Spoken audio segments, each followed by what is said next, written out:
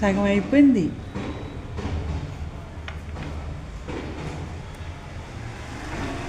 అంత పరమానందం అన్నమాట మనసుకి.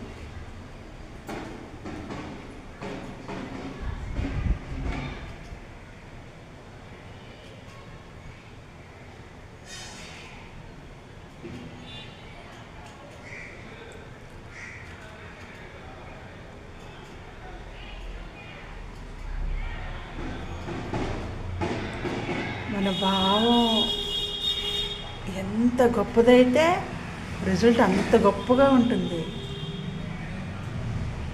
తను అరుస్తుంది కదా, బయటికి వెళ్ళి చెప్పొచ్చా, ఎందుకమ్మా అరుస్తున్నావు, బిస్కెట్ తిను అని. వచ్చేసి రోజు పట్టుకుని వెళ్ళి తినేదల్లా బిస్కెట్ మొత్తం ఇక్కడే తింటాను చక్కగా.